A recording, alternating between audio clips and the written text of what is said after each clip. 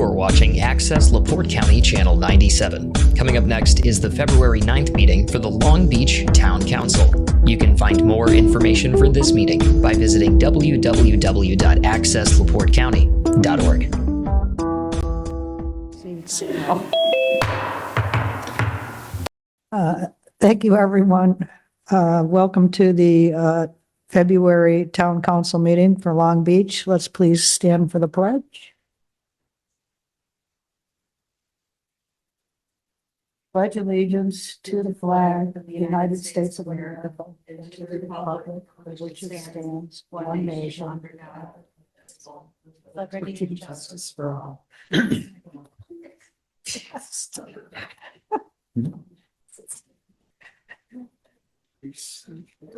Meg, could you please take roll call? Sure. President Joy Schmidt, Here.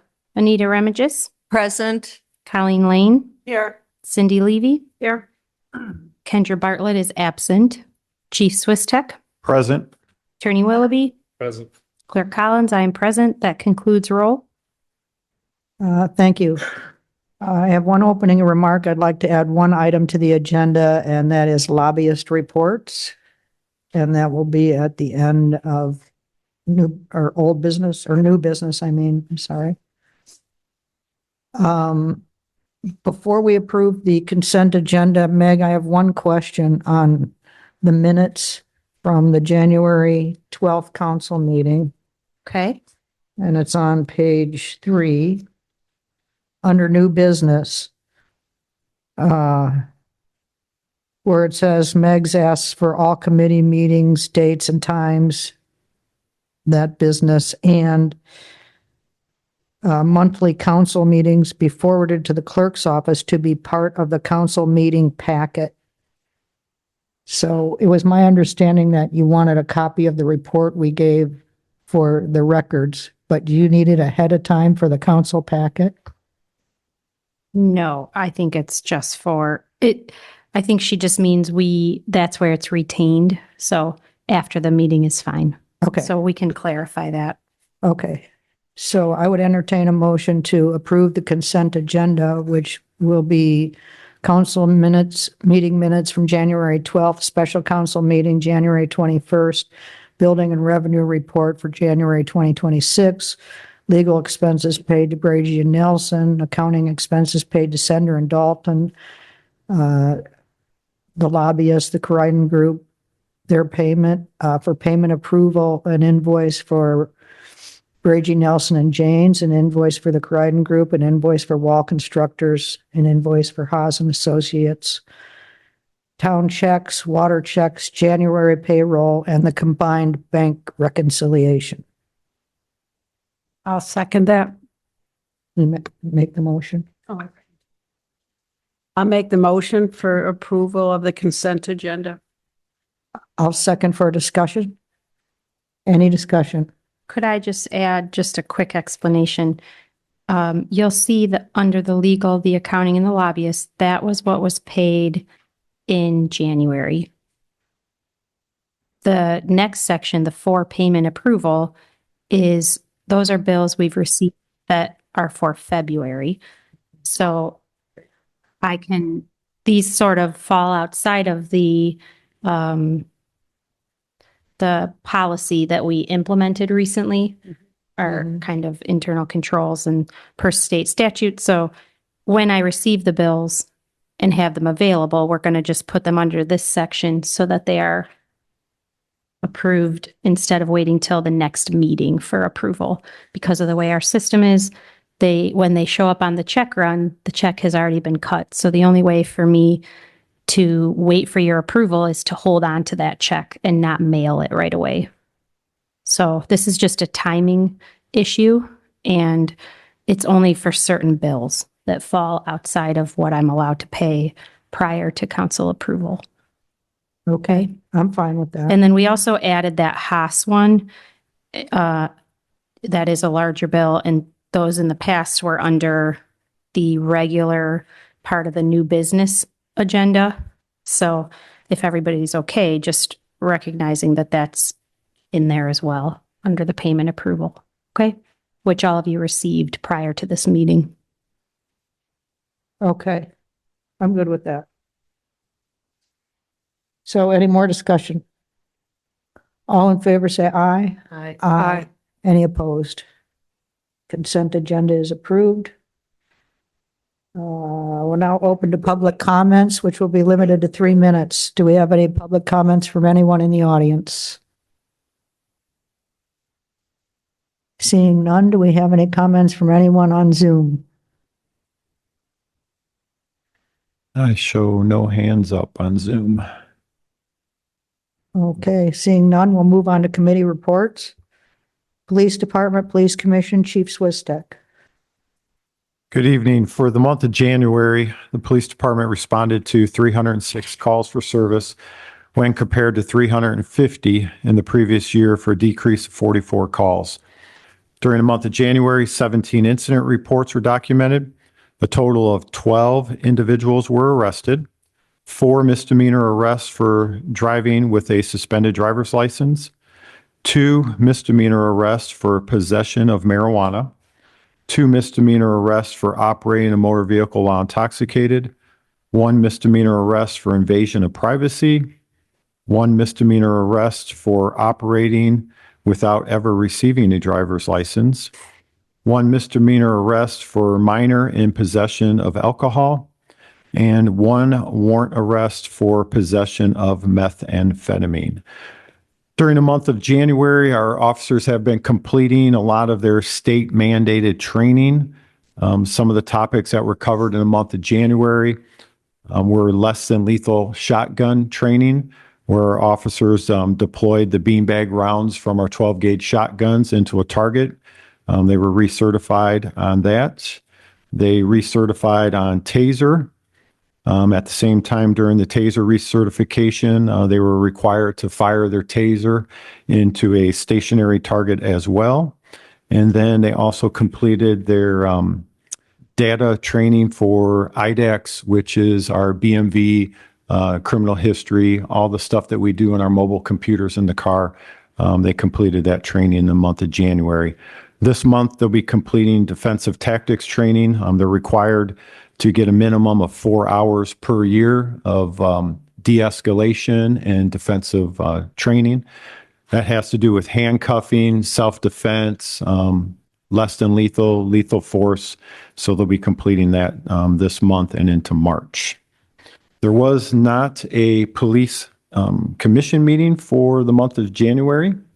Unless there's any questions, that's all I have on anything related to the police department. I have a quick question. So when, in your report, in your summary, it mentions, when officers pull someone over for a reason and discover that they are intoxicated or impaired in some way.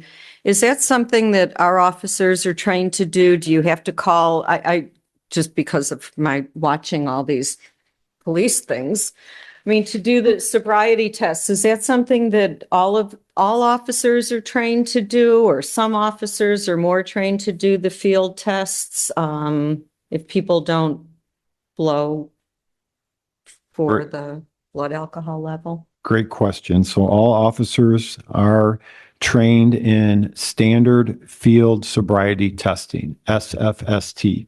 That also has to do with the portable breath test, that all officers carry a portable breath test kit in their vehicles. And then there are specific operators that can operate the chemical intoxilizer, which is the intoxilizer. It's either at the county jail or at the Michigan City Police Department. And that's the final breath test. That is the breath test that's used as the probable cause to charge an individual for operating while intoxicated. So we're required every other year to be recertified in that. So this year, I believe, yes, is our year to do that. So we'll be receiving that refresher course. And then my other question had to do with, I think one of the cases dealt with a methamphetamine in the vehicle. Is that something that you, again, from my watching these ridiculous shows, but they're not ridiculous, sorry. It's my ridiculous time. But do they do the testing right there? Like they show sometimes they put something in and it turns a certain color? I'm just curious if that's something. Yes, we carry Here. we carry field test kits with us in our vehicles, and our officers use latex gloves while handling the very dangerous narcotics, and then they're able to test the narcotics in the field, and that also gives them the probable cause then to charge an individual, and then the drugs are sent to the state laboratory, and at the Indiana State Police Laboratory, that's where we get the certified chemical testing back from the laboratory. Thank you. Town Administrator, Chief. On the town administrator side, leaf collection, we are very much empathetic to the situation with leaves throughout the town. However, Mother Nature did not cooperate last fall with us, so therefore, I have spoke to Dan Healy, our contractor with Healy's Landscaping, and Dan's crews will be operating the first and or second week, weather dependent, of March to finish up what we missed in the fall. This will not be the spring cleanup. This will just be addressing the leaves that have been out since last fall. We will be announcing the spring leaf collection dates for April.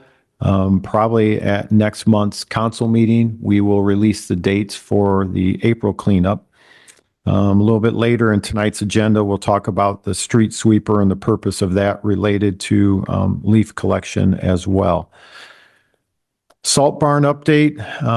I've met Superintendent Tom Dolph and I met with another contractor today. We met with one previously last Friday. I've spoke to Attorney Willoughby this evening about this project will require us to put the project out to bid.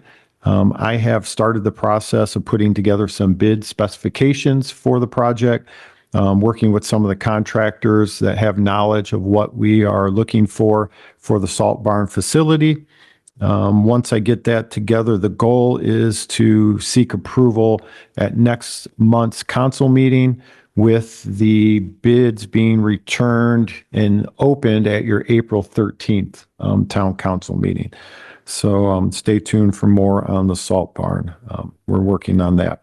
Snow plowing operations, a big thank you goes out to Austin, Greg, Tom, Cody, all the work that they've put in over the last couple of weeks. They've been working around the clock some days and on weekends and nights, taking away from their families and that, and operating with a little bit of rest.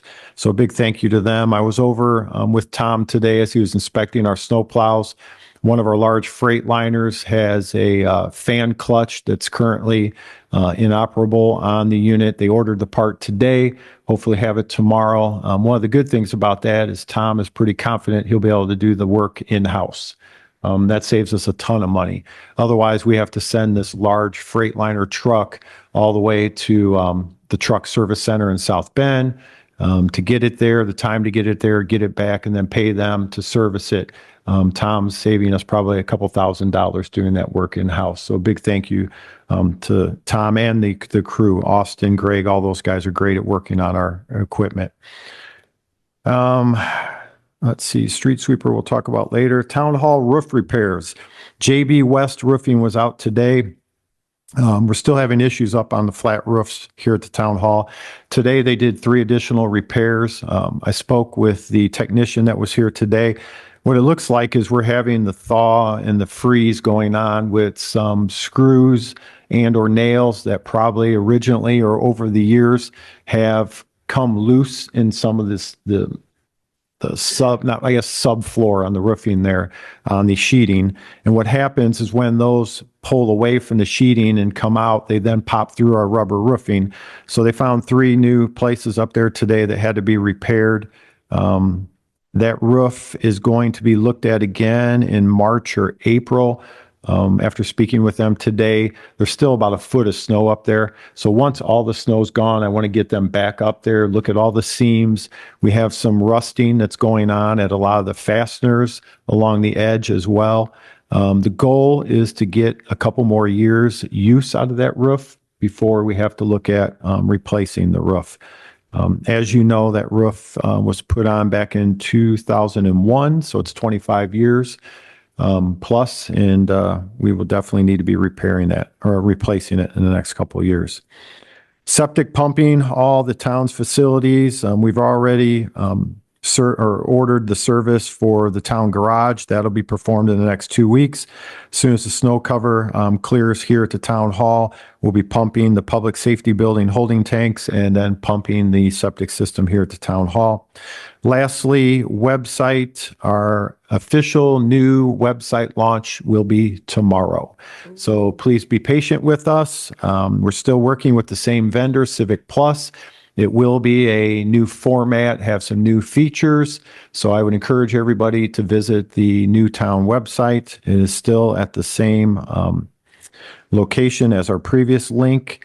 I would like to thank our clerk treasurer, Meg Collins, for all her work on this project. Both Meg and our administrative assistant, Kayla, both took the lead on this project. They've been putting a lot of hours in. Kayla was at her desk today for at least a good 4 hours working on the website.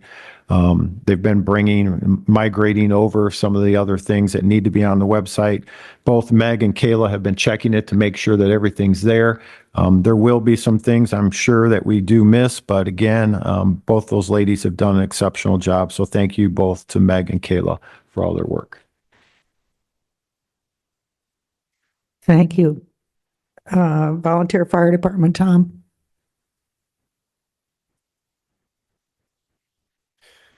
For the month of January, the Long Beach Fire Department has responded to 8 calls versus 14 a year ago, 2 fire calls and 6 medical calls. We're continuing to average 7 firefighters on each of these calls. For medical calls, we average four individuals on the medical calls. Our fire call time is about 4.5 minutes. Our medical call time is a little over 5 minutes. Thankfully, it's been very cold months, so having a low call volume has been actually a welcome versus other years. Just a couple of brief updates. The new fire truck, as you may have seen, it has been just came back from the service, fire service, because we had to get all of the cabinetry outfitted now. So we're a few steps away from getting the truck into service. This week, it's going in to get its radios, communications put in. Next week, the graphics team is coming out to put the graphics on the truck. So we'll be doing some more training this weekend, trying to just get people familiar with the operations of the truck. And we're looking forward to getting the new, we'll call it the new Engine 1 into service. So you'll start to see the new truck as the weather thaws out here. And so we're really looking forward to that. So thank you. A couple things on the training standpoint. During the month of January, we focused on a few things. CPR was, we did recertification for the members of our fire department. We have to do that every 2 years to get our American Red Cross CPR. We focused on building construction, just talking about all the different types of structures here in the town and what to look for during fires that have been burning for a while and from a safety standpoint. Tonight, the fire department team is over at the Hacienda. We try to do walkthroughs of many of the commercial buildings, especially during this time of year where the weather is not conducive to being outdoors. So tonight is a visit to the Hacienda. We also sat down with Long Beach Country Club to just talk about some of the new construction that's occurred over the last year, talk about some of the elevator safety things that we need to be concerned about from a fire department standpoint.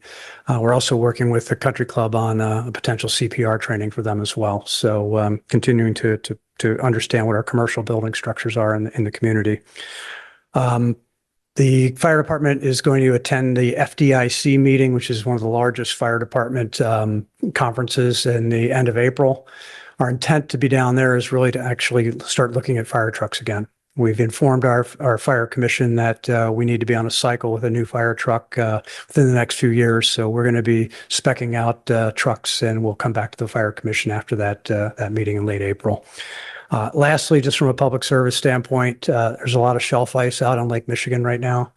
Every year, the fire department puts up signs, warning, stay off the ice. While it's very attractive, something that you feel like you want to go out and do, please don't. It's extremely dangerous, and there's no telling what could happen. So that's my public safety message for the night. Any questions? Where does the FDIC meeting take place? It's going to be in Indianapolis. Yeah, it's pretty interesting because you have fire departments from all over the country and some actually from the world. And it's a mixture of training as well as trade show. Is that just one day or is it a weekend? or It's like it's like an all-week conference. We're only going for one day. Okay. To walk the grounds and really look at the other fire. That's how we came to the decision on the last fire truck. We went to the FDIC meeting, met with a number of different fire truck vendors, and then they were able to come up and visit with us afterwards. And does that take place every year? Every Yeah. year down in Indianapolis. Yep. Thank you. And there was no fire commission update. Thank you, Tom. Anything from NERC, Colleen? No, NERC, the meeting on January 19th. Sorry, the meeting on January 19th was canceled because they did not have quorum. Okay. Thank you. Public Works, Kendra's not here. Do you have anything, Chief? We brought everybody up to date on the Lakeshore Drive paving project updates. Talked about the special town council meeting from January 21st, where we held the special town council meeting along with the public workshop relative to the Lakeshore Drive paving project. Updated everyone on that, and then also gave an update on the F-550 snowplow truck that's on order. That is still fourth quarter of this year, first quarter of next year before we would see that truck. And then talked about the fire hydrant. Painting will be finished up this year in the spring. So the remaining fire hydrants that were not painted last year will be painted this spring, hopefully done by June, I believe is the goal for that. That's being paid for out of the water department's operating budget. And that's all I can think of at this time. Thank you. Stormwater Board, Cindy. The Stormwater Board met on January 27th, and we also discussed the impact of the Lakeshore Drive, the impact of stormwater issues on the Lakeshore Drive project. So that will be an ongoing discussion. Thank you. We approved one invoice too. We did approve one invoice from December 11th. Thank you. Park Board, I believe Paul is on Zoom. I am on Zoom. Can you hear me? Yep. Yes. Hi, Paul. Hi, everybody.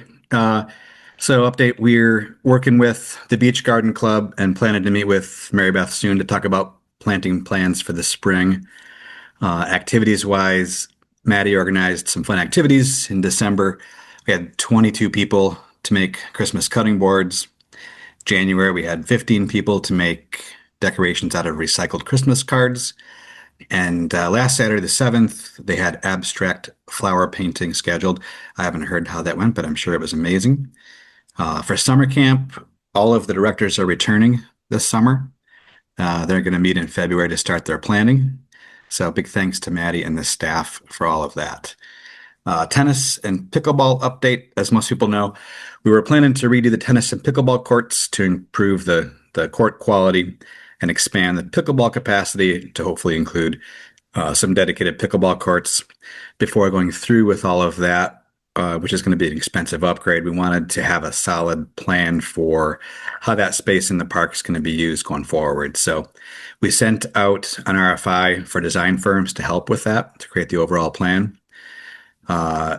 We'll be interviewing the top 3 firms this Friday, and then we'll get their final bids the following week, and then choose one at our next meeting to develop that plan. So once we have that, we'll work with them using all the input we got from those community meetings, public meetings we held late last year. And then once we sign that agreement with them, we'll have some idea of when that plan will be completed and when we can move forward. So that's the pickleball tennis update. We have been trimming a lot of trees this winter, cleaning up dead wood in the park across the street and at the community center, raising some of those so that mowing is easier over there. Raised the canopy at the park between Golden Gate and Parkside to clean that up a little bit, and took care of some trees at Stop 16. So a big thanks to Ellen Lynch and Janice Brown for helping. They've done a lot of work with that, which I very much appreciate. And then Stop 24, we're working with Pizzo and Associates. We did a big project in the fall/winter to remove a huge amount of invasive plants from the stop. Big thanks to Chief for coordinating a dumpster for that. Made it a lot easier. Stop 29, we are replacing the decking, the boardwalk. That's about half done. The latest weather has not been making that any easier, but that should be done. I'm hoping, within a month or so. Community center, we approved the purchase of a wheeled volleyball setup. We had previously last year approved a wheeled set of pickleball nets because it makes it a lot easier to put the nets on off the floor. And now that we have those, we can easily take those off and wheel on the volleyball setup so that people can play volleyball in the winter in the gym. And then finally, Stockwell Woods. This is the nature area kind of over by Stop 16 has been sold from Save the Dunes to the Shirley Hines Land Trust. That and the town land across from Hacienda are both part of that undeveloped Moon Valley area. And we'll be working with Shirley Hines to try to make those areas more accessible and better suited for hiking and more use by residents. So that is the update. Thank you, Paul. Does anyone have any questions for Paul? Okay, thank you. Community Center, Anita. The community center February meeting, we met this afternoon. Discussions centered around rental increases, not for the tenants, but for the rooms only that are rented. We talked about our NIPSCO bill. The tenants have been notified and notes. They were given specific notes on how to monitor the heat and keep it turned down. The bills ended up being about the same, so we're continuing to monitor that. The finance and budget met last week, and we talked about the capital plans. So we also talked about our top three, what we would like to see done in this year, which included the front door, the flat roof, and heaters. The kitchen update, the kitchen supplies have been purchased, and we hope to have them in the next couple of weeks. And we are getting additional estimates for painting the exterior of the community center. And I will hand it over to Chief for the good news about the table tennis room switch. So at last month's meeting, the council approved moving forward with the installation of the luxury vinyl plank flooring for room number 9. The professional table tennis members headed up by Jim Nylub said that they would work together to come up with some donations to make this happen, to take the burden of the cost off of the town. The purchase price was around $3,500, and they successfully raised the entire amount for the floor. So therefore, no cost to the town whatsoever. Actually, we returned a few boxes of the vinyl planking, and we are to the positive. So the town actually made a couple $100 off of that deal. So I assured the group that we'll make sure to put the couple $100 back into the community center. But it was a very great effort by all involved.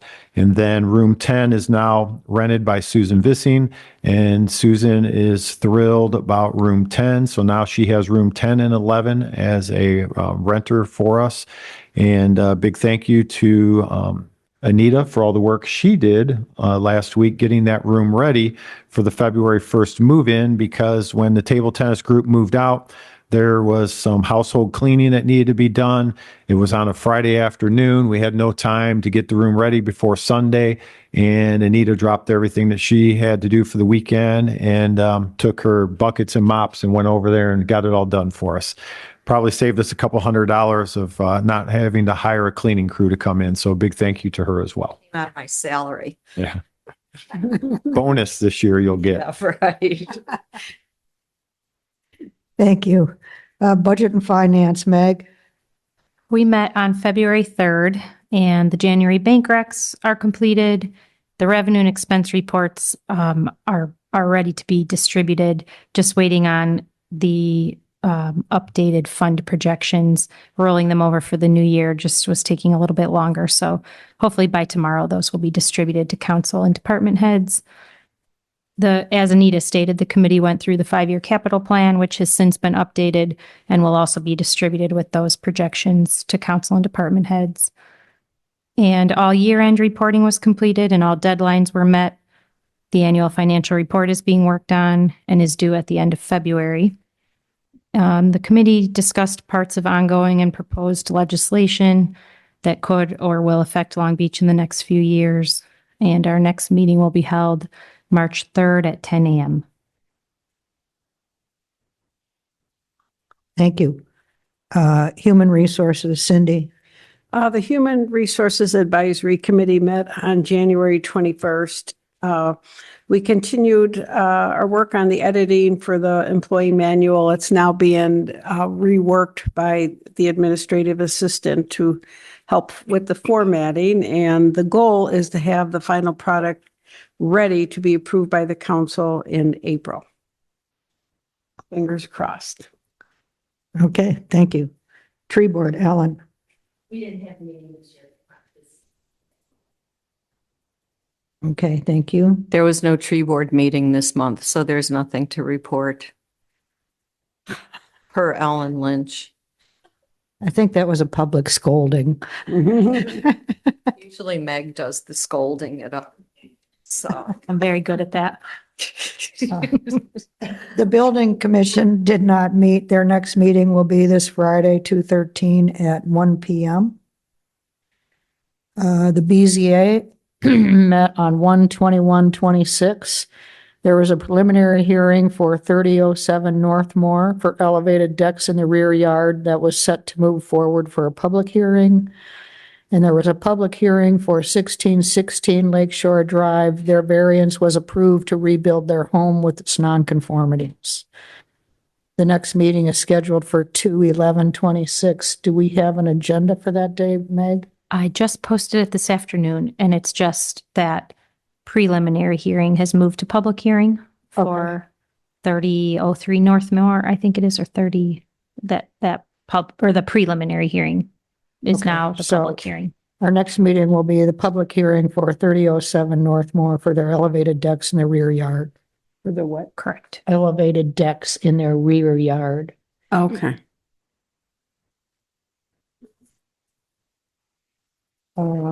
APC, Anita?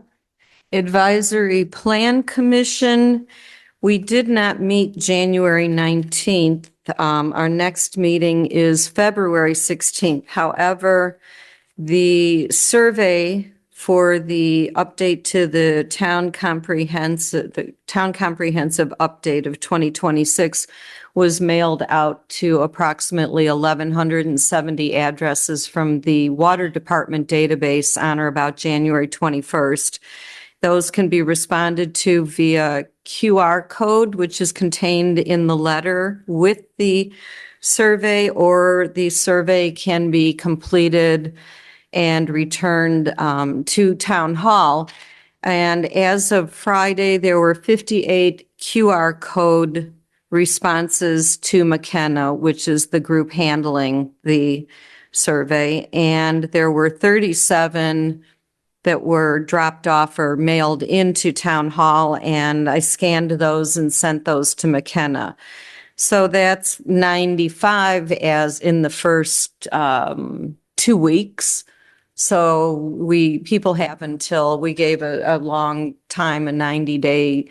So we will continue to follow up with whether it's an email alert. McKenna will report to us what we have at our meeting on February 16th. So we hope that residents continue to answer the survey. Thank you. Thank you. Moving on to unfinished business. We have anything on town signs? No updates. Future Lakeshore Drive paving project. After our public meeting, I think the only comments I have heard is no one at stop 16 wants that stop sign. And some people are concerned about the dotted line going down the middle of the road. They prefer not to have a line at all. So I'm going to suggest that we leave those things in just for the preliminary, Design. Yeah. Design. design.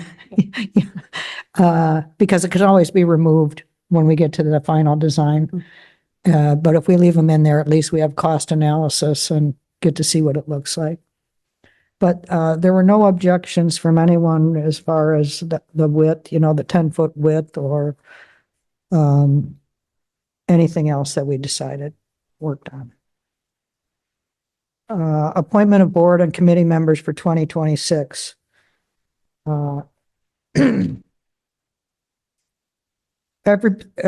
Everybody is pretty much going to stay the same. John Mengel, his term was up on the BZA, and he expressed interest in staying for another term, and he had a nice letter of recommendation from Seth, who chairs the BZA.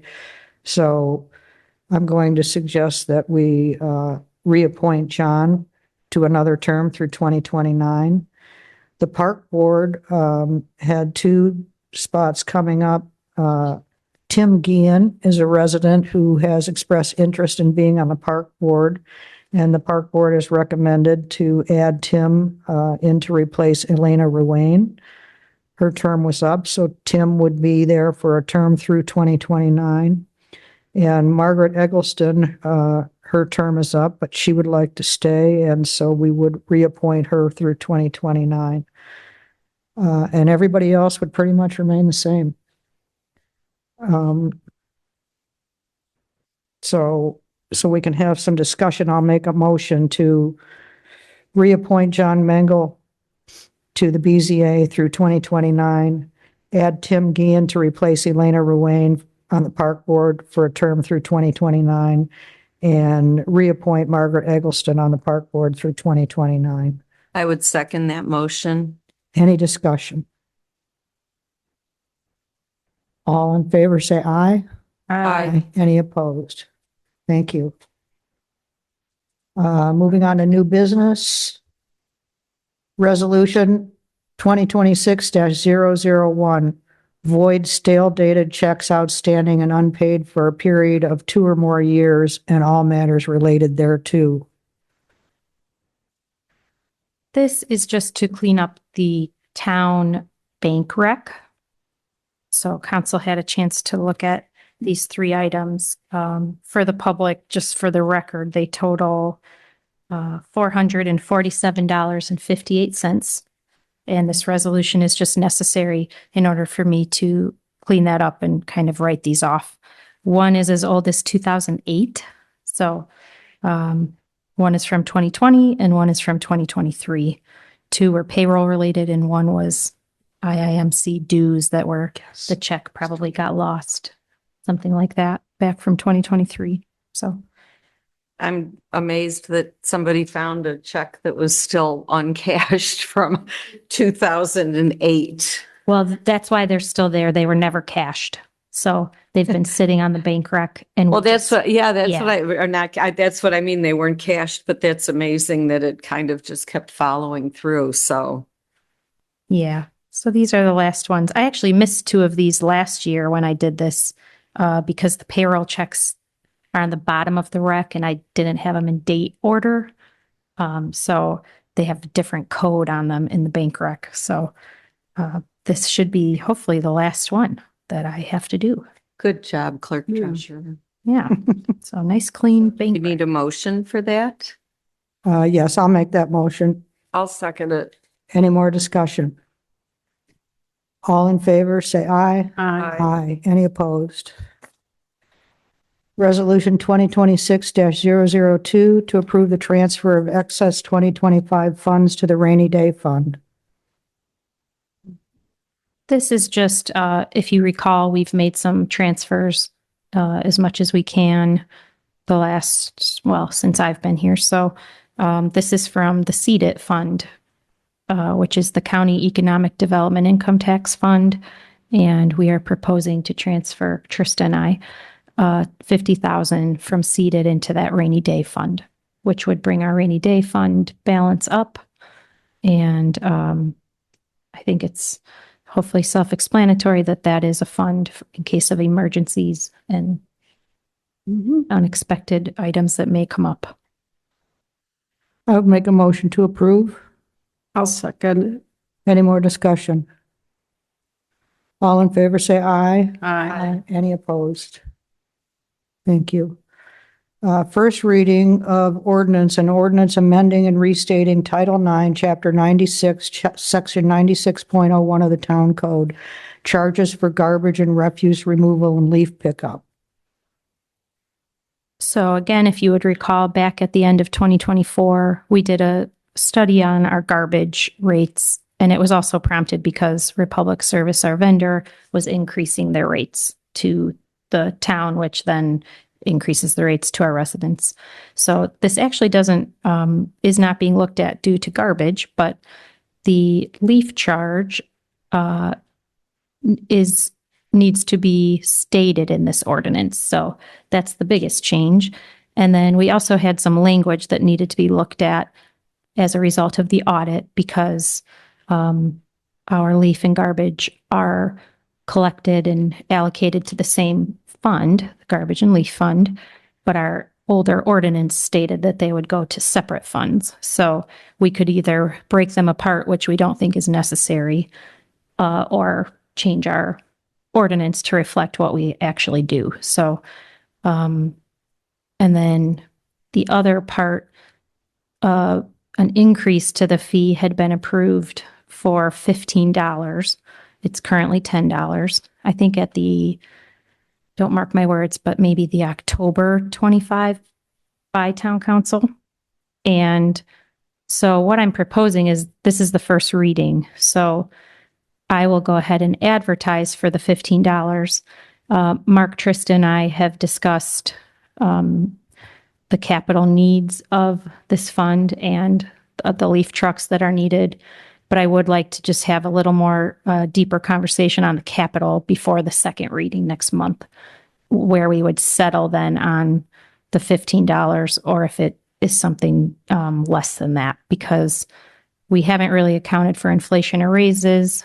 And then we had purchased that F550 truck from this fund. So I want to look at one of my main questions, how long will the new leaf machines last? So currently, Mark, we have the older ones. We need to replace 3 of those in the future. The first one on the capital plan is in 2028. So I don't know if Mark wants to talk at all, but we just found out from Tom, our street superintendent, that the cost of these leaf vacs is twice what we thought they were going to cost. So again, I just want to look at when we need the new trucks and how long we think they'll last, and then knowing what we will accrue each year and where that leaves us on the final rate. So if everybody's okay with that, you've had a chance to look at what we sent out, and then the final will be sent for second reading at the next meeting. Mark, Okay. if you have anything to add. Meg, one of the expenditures that we did not discuss when talking about the leaf collection, and I think it's a valid one, is this past fall, we had a lot of leaves that are left out because of the weather. We've now been plowing over and driving over these leaves, and we've got quite a bit of a mess throughout the entire town. Our street sweeper is of age. I believe it's probably 20 plus years old. So out of the same fund, I'd like Trista maybe to take a look at, I think there's some justification that either renting a street sweeper or purchasing a street sweeper, either refurbished, used, or a new one in the future. We definitely need to look at a street sweeper as well. Over the next 5 years, we'll be looking at spending at least $400,000 if we were to replace all 3 of the current leaf vacs that we have. And I can get you the years on the 3 that we have. They also are of age. We've been putting parts in each of them every year. So I can get you the current, year on each one of those. But we did find out that they are a minimum of about 110 currently to somewhere in $125,000 range. 5 years from now, 125,000 could be 170,000. We just don't know. So Cindy brought up a good point about, we could look at outsourcing a company to come in with their own leaf vacs and pick up leaves from the community and get a price on that. I know it would be probably quite hefty because of and then also I don't know how often they would be out. They probably wouldn't be out as much as our current crews. I spoke to Superintendent Dolph a little bit today about that, and he strongly feels that we continue to do it in-house, that we maintain our own machines, bring in our own outside contractors with their trucks, their employees to operate our machinery in that. Or like he even tossed out an idea, do we just go away with collecting leaf collection and put it back on the residents? I personally don't think that's a good idea because a lot of residents may not take on the responsibility of cleaning their leaves. And then we're stuck with a community that has leaves blowing into your neighbor's yard and that. So I think currently it's $120 a year per resident for leaf collection. It would then go to $180 if we went to the 15. I think that's a reasonable fee to pay. I just know if you hired your own contractor and have them haul the leaves off one time off your property, it's probably going to be more than $180. So those are some things to think about as you look over this ordinance and that. And then, like I said, we'll have maybe Trista look at the possibility of adding some expenditure for the street sweeper into this when we do the cost analysis from, the 10 to the 15, or do we settle at 12, 13, or 14 a month? So yeah. Well, and I'll talk with her on whether, depending what that machine's used for, her and I spoke how we can take some funds from garbage and leaf. We may need to take some from MVH somewhere else. So that's kind of what we want to look at a little bit more. Yeah, and I would agree, even stormwater, stormwater funds could street sweeper, because the street sweeper is clearing up near our catch basins and that to keep materials from entering our stormwater system as well. So, but yeah. Okay. So are you looking for a motion for us to approve this on first reading with amendments to come on? I think so. Chris, does that sound okay to you? There's any amendment. So yeah, Right. tonight would just be a motion. Okay, I will make that motion to approve this ordinance on first reading. I'll second. Any more discussion? All in favor, say aye. Aye. Aye. Any opposed? Thank you. Is that it for the street sweeper? The street sweeper, we would like Superintendent Dolph, our street superintendent, is seeking authorization for the rental from Best Equipment of a street sweeper for the period of 1 month for 4 weeks. We priced the rental of that unit per week. It was $5,000 a week. Tom estimates he's going to need it a minimum of 3 weeks. So we came to the conclusion that we could get a discounted price rather than $5,000 per week. We can rent the piece of equipment for $13,500 for a total of 4 weeks. The goal for bringing this before you tonight is to seek your approval to get authorization to get on the calendar with Best Equipment so that we can have this reserved for our use. We plan on paying for this expenditure out of the operating budget, either the Motor Vehicle Highway Fund or the Stormwater Maintenance Fund to cover the expenditure. And we're just looking for authorization to move forward with that expenditure. Hopefully, April 15th to May 15th is our goal to rent it, or however it falls after leaf collection. The goal is not to have the street sweeper here until after we're done with leaf collection so we can utilize it for a total of 4 weeks. Many of you also will see Lakeshore Drive is heavily covered with sand this year. That's come off of the beach more so than any other year. And our current street sweeper is not capable of handling the amount of sand that's out there. So we can do some of the inner town with the old street sweeper and that, but renting one will give us, full maintenance if anything happens to it or that. They deliver it and pick it up. And then Tom said for a period of 4 weeks, they will use it pretty much around the clock. Okay, I'll make the motion to rent a street sweeper for 1 month. I'll second that. Any discussion? All in favor, say aye. Aye. Any opposed? Thank you. Police Department, permission to apply for State of Indiana Energy Efficiency and Conservancy Block Grant for 3 fully electric police pursuit blazer units. So I want to just take a few minutes to go into a little bit of detail on this because this is kind of a unique opportunity. The 5-year capital plan for the town, we have snow plows, leaf vacs, fire truck, paving projects, town hall roof. And in the next 3 years, we have 3 police cars. The first police car being the lease unit that I am currently driving is up on lease March of 2027.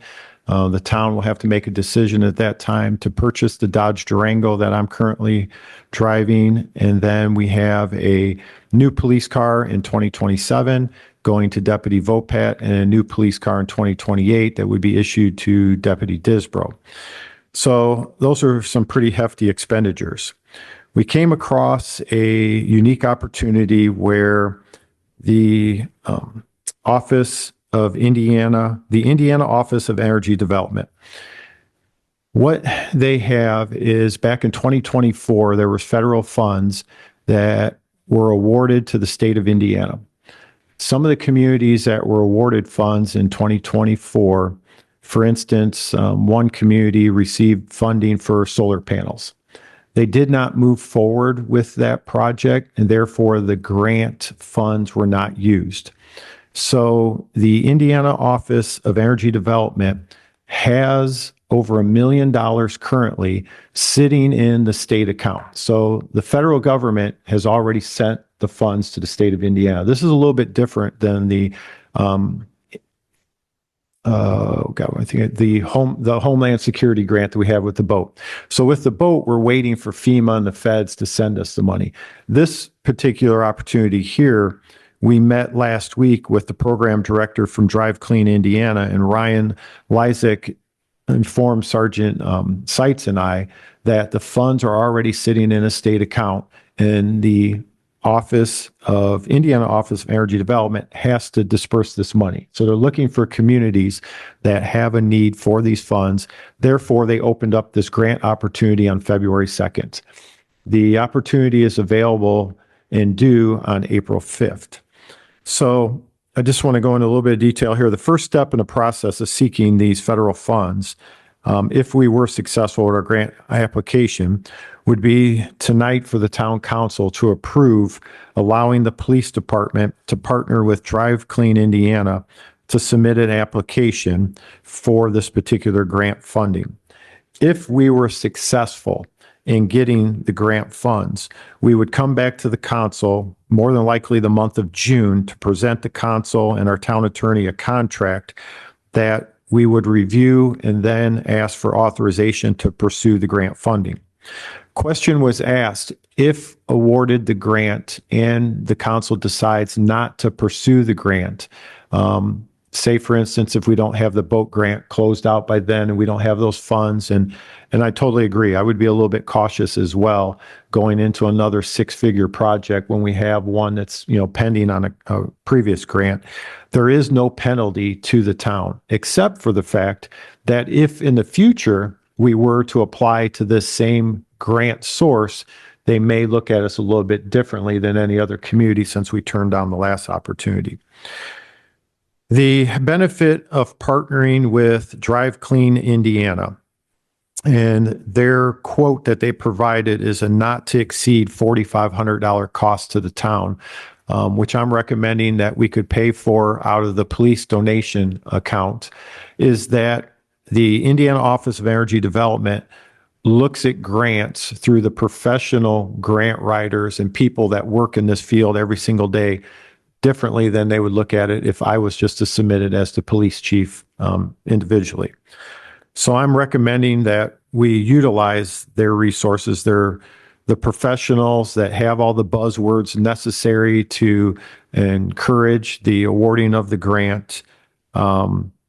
They also have assured us that they can assist the town with charging stations for the vehicles at no cost to the town other than the installation of the charging stations. I did receive a quote today for the installation of the charging station that we would put in the garage here at the town hall. And that cost for that particular installation is approximately not to exceed $3,500. Now, we can write that cost into this grant. So that is a reimbursable expenditure that can be included in the grant. Ryan Lysick did inform us that there is not a necessity to have a percentage of the grant as a match, and there's no mandate for that.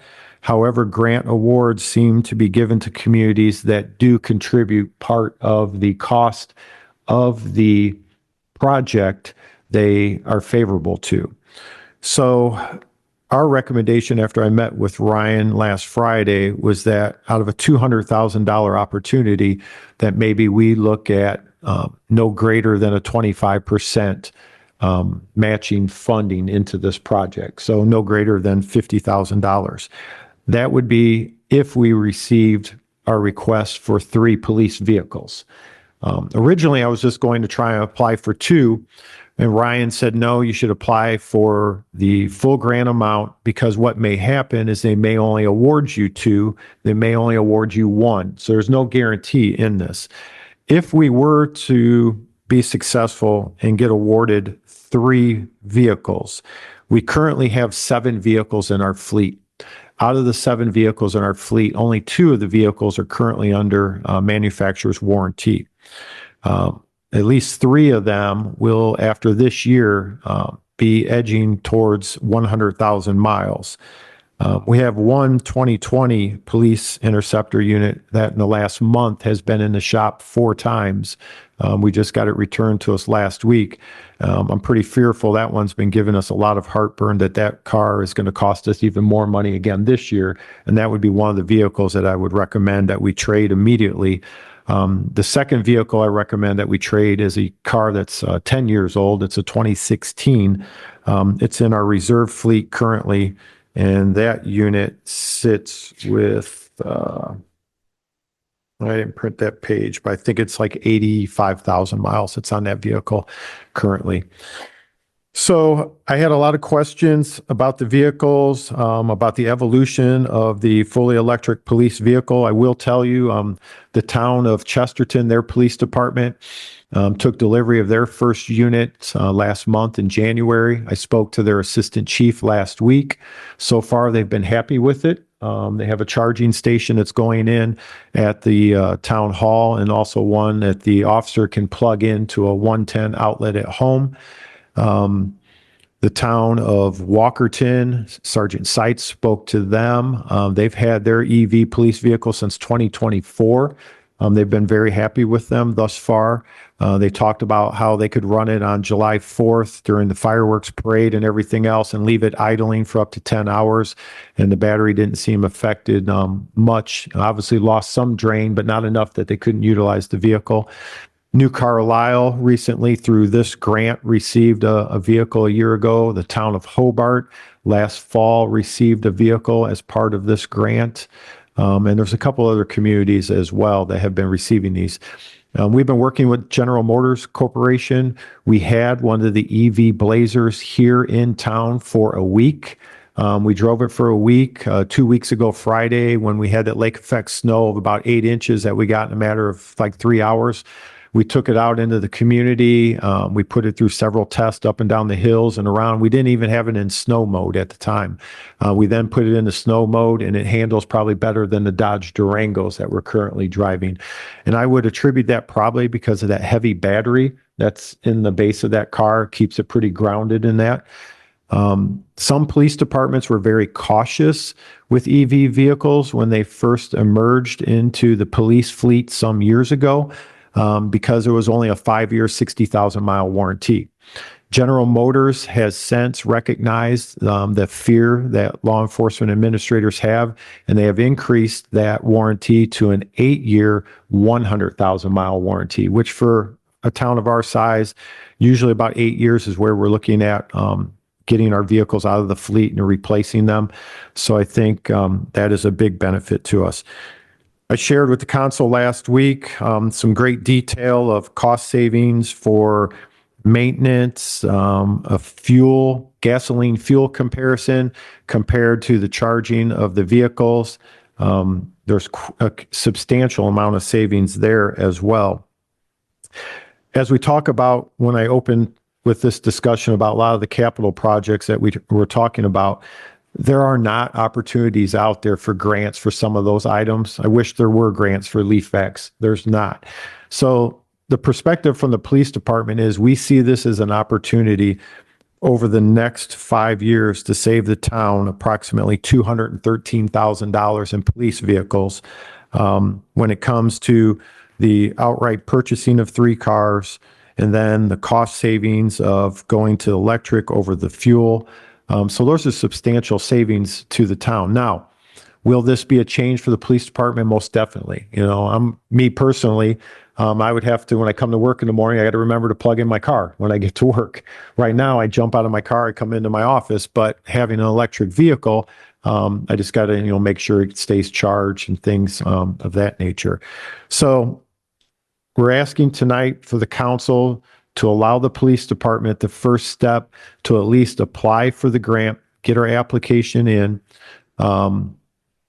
with the authorization not to exceed no greater than $50,000 if needed in matching funds for this program.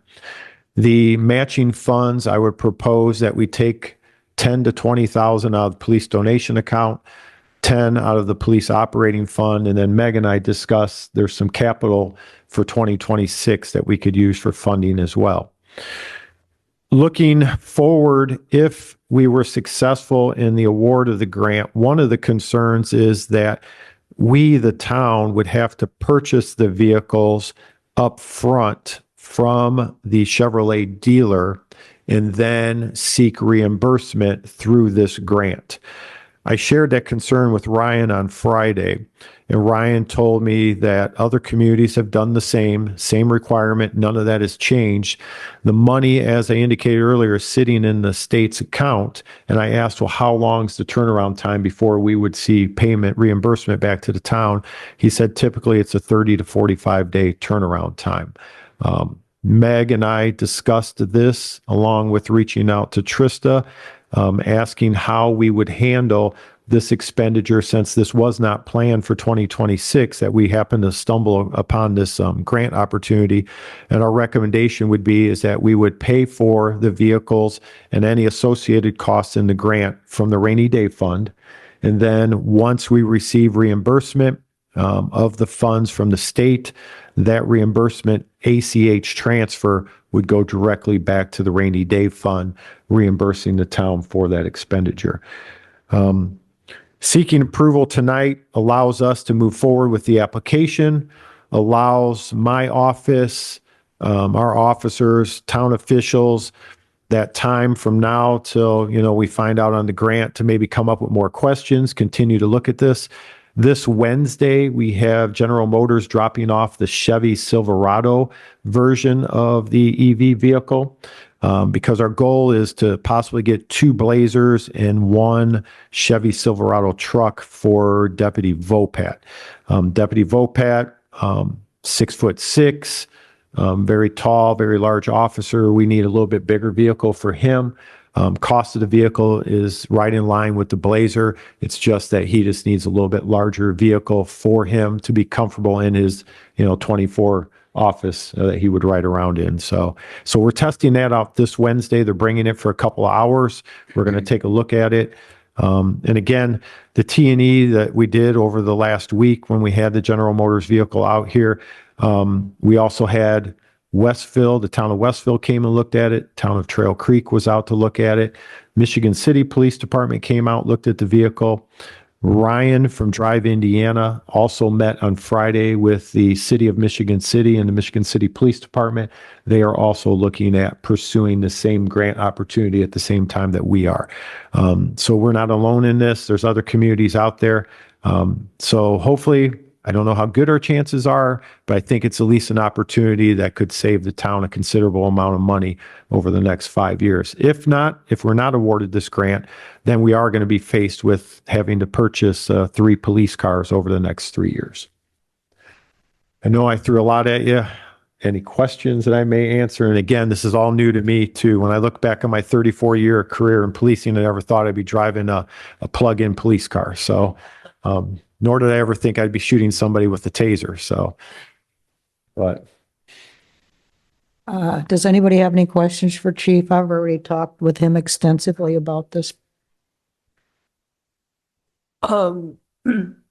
Excuse me, for the charging station here, how many cars would be able to be charged? Or we not even discussed that So yet?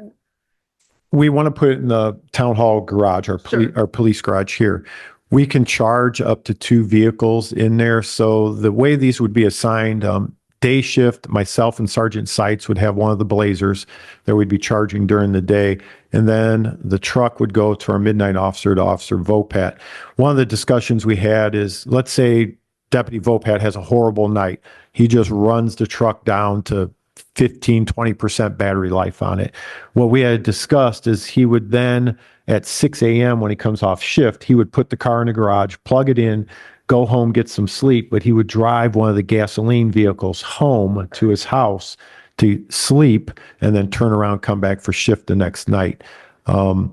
So I've been working with P&G Electric, quoting out what it would be to run the conduit from the garage through the ceiling and then down this chute right here into the basement, into the electrical panel, because we would need like a 50 amp circuit for that. And then also through Drive Clean Indiana, there are grant opportunities for 2 different public charging stations, one being the Tesla charging station. They will donate them to the town. There's more research that I would like to do with the public charging stations, because we could put one across at the tennis courts. We could put one out in one of our parking lots. And there's opportunities that you partner with a third party, and then they handle all the upfront cost, everything else. And then we, the town, receive a percentage of anything that they get from the charging sales for the month. So I think it would be a good opportunity for our town, as there's many, EV vehicles in the town. But I think that should be looked at after we get this grant taken care of. And that, I think that could be our next opportunity with Drive Clean Indiana, is that when Ryan and I met on Friday, he's like, let's work on your grant now. I've got to reach out to our state legislators, to the governor's office, and that, seeking letters of support for this grant application. He feels that if we get letters of support from our state senators, our state reps, I spoke to Representative Randall Novak yesterday and asked if his office would be supportive of such a grant application. He said most definitely to reach out to his administrative staff, and that, they'll start sending us letters of support. So I think if we could get through the first hurdle, maybe be successful, then we could look at future opportunities for the town in the electric, vehicle portion. So. Okay, I would make a motion to approve not to exceed $4,500 for the Drive Clean Indiana grant writing. And the matching funds not to exceed a threshold of $50,000. Can that amount be changed, or that would be part of the grant? It'll be before we turn the grant application in. I'll send it to the council for all of you to look at, but it will be listed. The dollars will be listed in the grant of how much the town is committing to the grant application. Our recommendation is going to be the emergency lighting, the siren, the upfitting cost of putting all the equipment on the vehicle. That would be our contribution to the grant, and that we're asking that the Indiana Office of Energy Development pay for the vehicles, the base vehicle itself, and then we, the town, would contribute funds to cover the cost of some of the upfitting in that. So, but not to exceed no greater than the $50,000 would be our goal. Okay, I will amend my motion to include also a $50,000 matching donation for the grant. Or 25%, which do you prefer? The 50,000. 50,000. Yeah. Do we have a second? I'll second that. Any more discussion? All in favor, say aye. Aye. Any opposed? Thank you. Thank you. Our last item on here is lobbyist reports. There are a couple of bills out there that can really affect the town. One of them being Indiana House Bill 1001, being numbered number 1 means it's the Republicans' most important bill. And they are really fast tracking this one. And this one says the following, and these are just preliminary. I mean, we are only 4 weeks into the session and they still has to go to the Senate. There's going to be amendments, but we really have to keep our eyes on this because it says it provides the following are permitted: an accessory dwelling unit within a single family dwelling. It prohibits a unit from regulating design elements of residential structures. It prohibits a unit from imposing requirements on lot sizes, densities, setbacks, and building bulk on certain lots or parcels. And as of December 31st, 2026, it restricts a unit's ability to impose and increase fees related to building approvals and permits. Delays implementation of building permit increases to 180 days after publication of the ordinance. So this is one we're really looking at, and we've got we've been switched from Chris Gibson to the Vice President John Cochran, and I don't think John knows the community as well as Chris. So I'll be contacting John tonight to give him some more information on things that we need and that are really important to us. The other bill is HB 1210. It requires a municipal entity that hires or retains a municipal advisor to complete a competitive process at least once every 2 years to select the municipal advisor. I think this is financial. So that would concern Senator Dalton. And it also prohibits a unit from adopting or enforcing an ordinance, resolution, regulation, policy, or rule that prohibits or restricts an owner of a privately owned residential property from using the property as a rental property.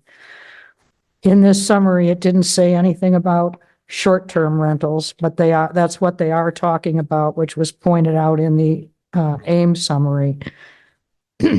Now, AIM, which is the cities and towns municipal legal guys, who fight bills like this, and they are against the language in both of these bills. And so are a bunch of other towns, but I will reiterate tonight to John and